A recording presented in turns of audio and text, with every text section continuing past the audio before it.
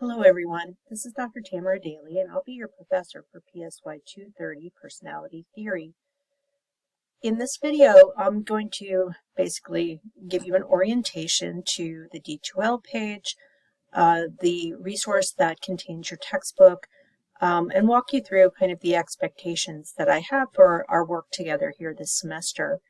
When you first get onto the D2L page and you're on the front page, what you'll see is a link directly to the content browser, a little welcome from me with information about how to make appointments with me. You'll also have a snapshot version of the calendar, so you can use those resources. Along the top of the page, you have what you normally see on a D2L page. I have a tab for content, for the gradebook, news, calendar discussions, Dropbox, quizzes, and so on. Where you're going to want to start is where it says Start Here. So when you go to that box, you'll go to a space where, hopefully this is where you've arrived at this video, is the page for orientation to the course. As soon as I'm done recording this, it will be in this blue spot right here. This course, as you probably already know, is online and asynchronous, meaning we don't have a scheduled meeting time. You'll be working on your own in order to watch lecture videos and do your reading. The reading is really where you will do a lot of your interaction with your classmates and with me, and I'll talk more about that here in a few minutes. On each of the pages in the D2L page, there will be some navigation buttons that you can use to get from place to place.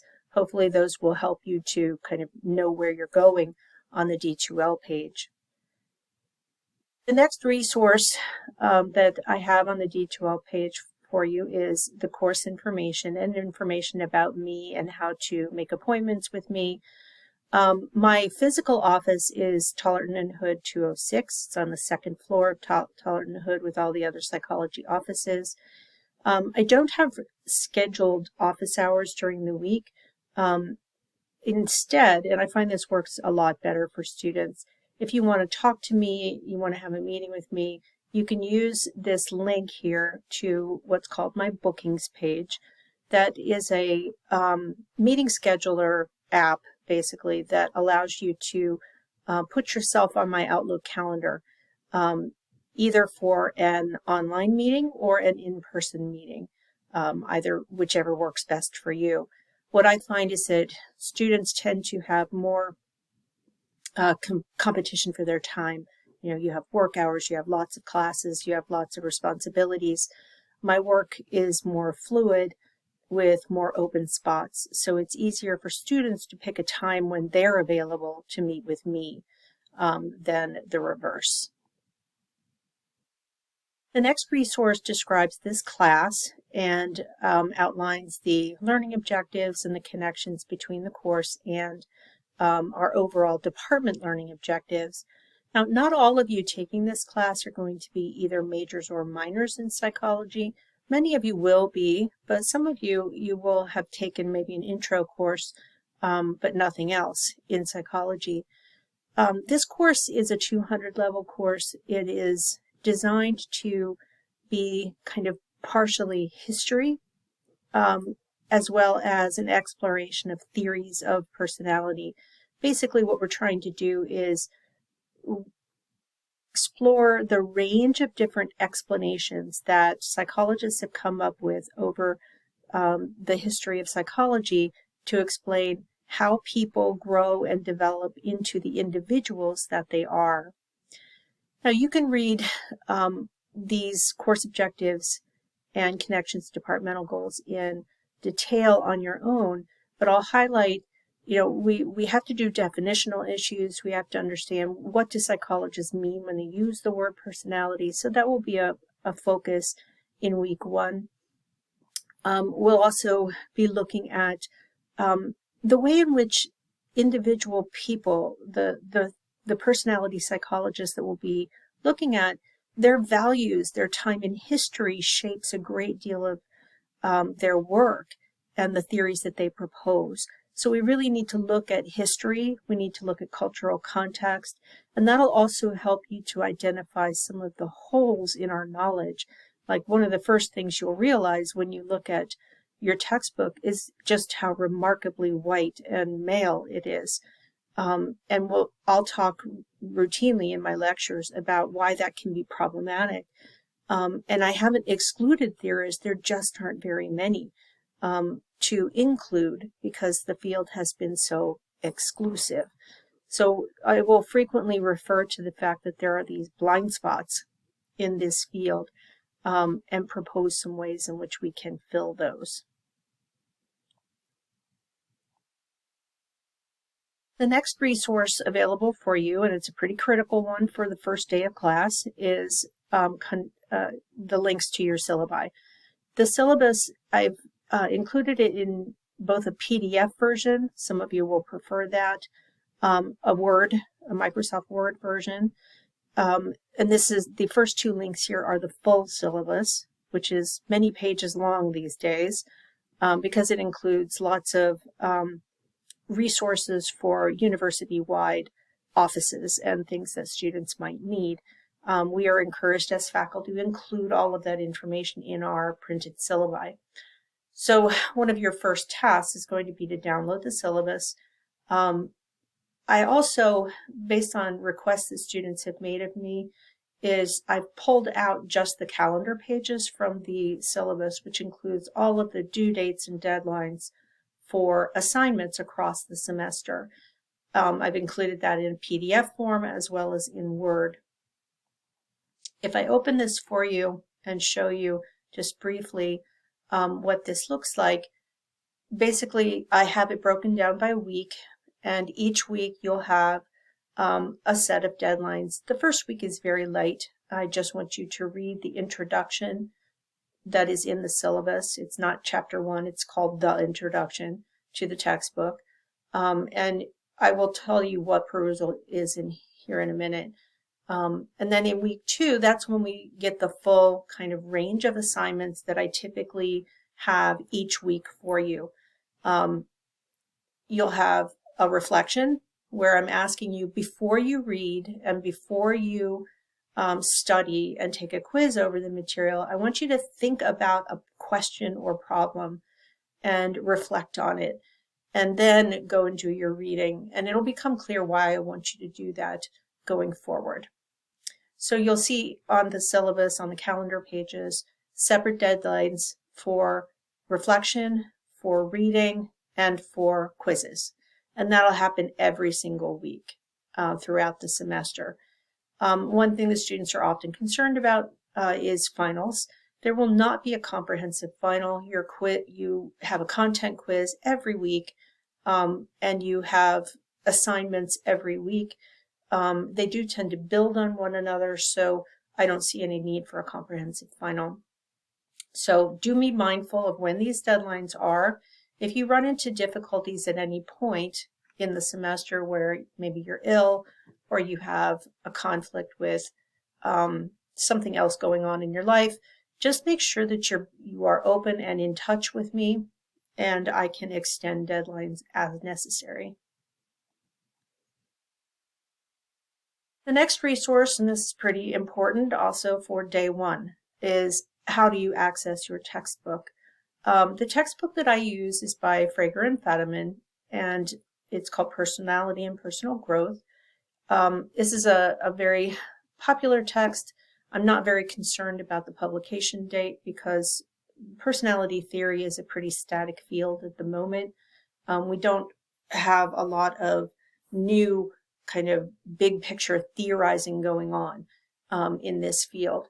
And I like Frager and Fadiman because they're one of the only textbook authors to include a range of what are called Eastern philosophies as a part of their coverage. So things like Zen Buddhism and Sufism, yoga traditions, and so on. It's a nice complement to the traditional European view of personality theorizing. Now, as I do in most of my classes, so if you've had a class with me where there is a text that's required, you've probably encountered perusal before. If not, you'll catch on very, very quickly. Perusal is basically an app that allows you to read and interact with other readers in an online environment. So accessing your book, and if you're doing Rater Ready, where you are having your textbooks paid for by the university, what you will need to do is get a code from the bookstore that you will enter when you get to Perusal. The course code that I'm providing here is not a purchase code. This is just a code that you enter to join my class. Access to the textbook is a separate matter. And as I said, you'll need to contact the university store and go in and get a purchase code so that you can get access to your textbook on Perusal. Now there's a description here of what Perusal is for that you can read on your own. I'm going to jump over to Perusal now so that you can see, and really I don't have a student view. I don't have a way of looking at Perusal from your point of view. My understanding is it doesn't look a whole lot different from your side of things.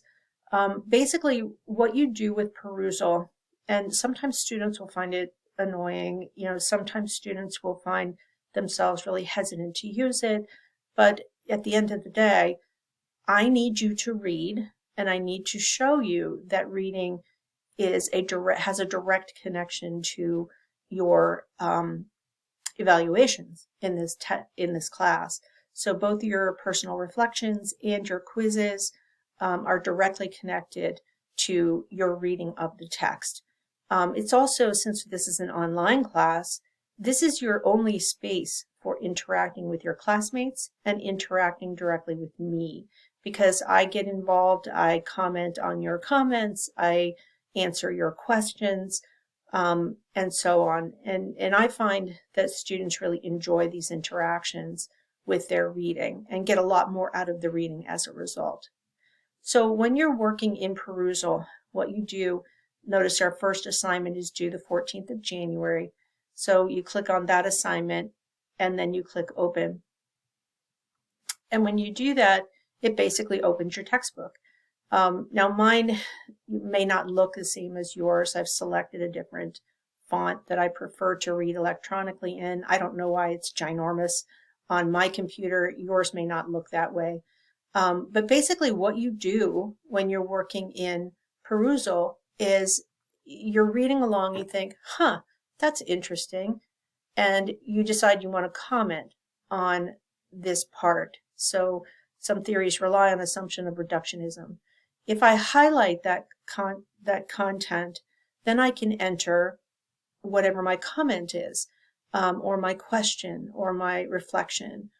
And then, you notice you have all these options, these fancier things that you can do. Among those is you can, just like on any social media site, you can @ people. So if someone makes a comment and you want to respond to them, you can use the @ symbol and their username, and it will allow you to basically talk to them. Or you can @ me and ask me a question, or you can just ask a question of the whole group. If you want to respond to everybody, you type @conversation, and you can talk to everybody in the class.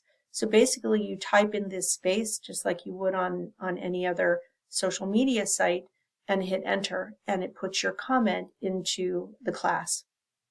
And that means everybody can see it and respond to it.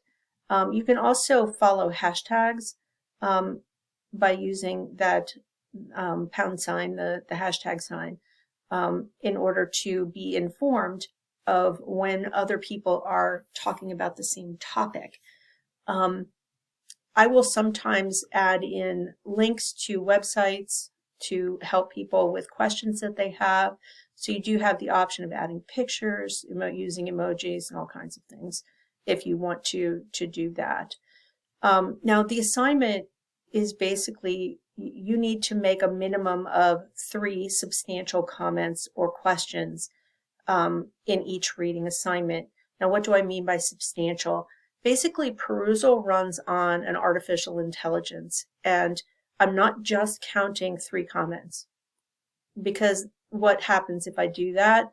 people will say things like, yeah, I agree with that, period, and then hit return. Well, that's not a substantial comment. You need to go beyond the text. So what this AI system does is it looks at what you write, and if you say something like, I agree with that, or I disagree with that, it's not going to give you full credit for your comment because it's not a substantial comment. It's also not going to give you full credit if you simply repeat the statement. By rewording it, the AI is smart enough to detect that. So what do you have to do to get full credit? What you need to do is go beyond just stating that you agree or that you disagree or that you had the same thought as another person. So if you're thinking about this comment, for example, simply restating it is not going to give you full credit. Instead, you need to go beyond and say something like, so what this means is that each individual theorist has their own opinion, their own ideas, and those ideas may conflict with one another. That's a substantial comment. Or you can ask a question related to, say, Freud and Skinner. Maybe a student would ask a question like, were these people who were working at a different time, different place, with different values surrounding them? And that question can then be posted. Typically, those are things that get full credit as well. As you get started and you get moving and you watch other people's comments, you'll get very quickly, you'll learn how this works. You may also have classmates who have used perusal in the past, and they can give you a feel for it as well. In the course home, you can also look at some additional resources that are provided for you. Information is provided here. There's also, and I provide a link to this, there's a getting started page on the perusal webpage that is very helpful for students as well. All right, I'm going to go back over to the D2L page. There are a bunch of other resources and policies. These are the same resources and policies that make up the bulk of that syllabus document. So it is also supplied here. I'm not going to spend time in this video going over these. These are the same resources and policies that you are exposed to in every class that you take at Mount Union. So I'm going to move instead to the weekly modules, which is where you'll spend most of your time as you're taking this class. Just like the calendar, it's broken up by week. So you're going to start with week 1. And when you open each weekly module, I give you a verbal description and overview of what we're going to be doing during the week. Each week I will post, as you can see, I haven't posted it yet, an overview via video. This may also include announcements if there's anything special going on that week that you need to be aware of. So that'll be there. I also provide the learning objectives. These are basically the tasks that I want you, not tasks, the concepts and ideas and questions I want you to be able to answer by the end of the week. The real place you want to focus your attention is the tasks.